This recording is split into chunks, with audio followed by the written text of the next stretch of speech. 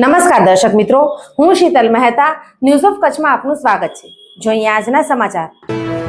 ગાગોદર પોલીસે ભારતીય વિદેશી બનાવટનો દારૂ ભરેલ ટ્રક સહિત 37 લાખનો મુદ્દામાલ જપ્ત કર્યો।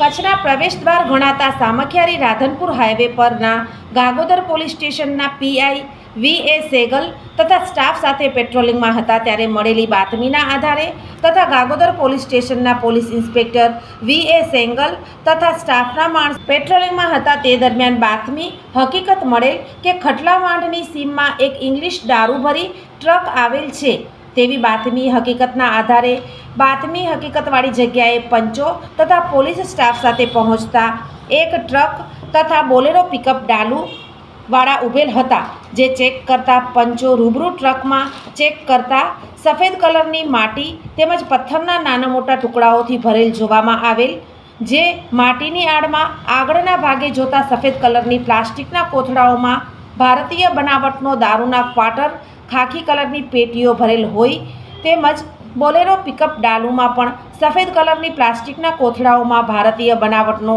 દારૂના ક્વાર્ટર ખાખી કલરની પેટીઓ ભરેલ હોય, જે ભારતીય બનાવટની વિદેશી દારૂની અલગ અલગ બ્રાન્ડની બોટલો મળી આવતા પ્રોહિબિશન મુદ્દામાલ શોધી કાઢી તેમજ પકડાયેલ મજકૂર આરોપી વિરુદ્ધ ધોરણસરની કાર્યવાહી ગાગોદર પોલીસે હાથ ધરી છે।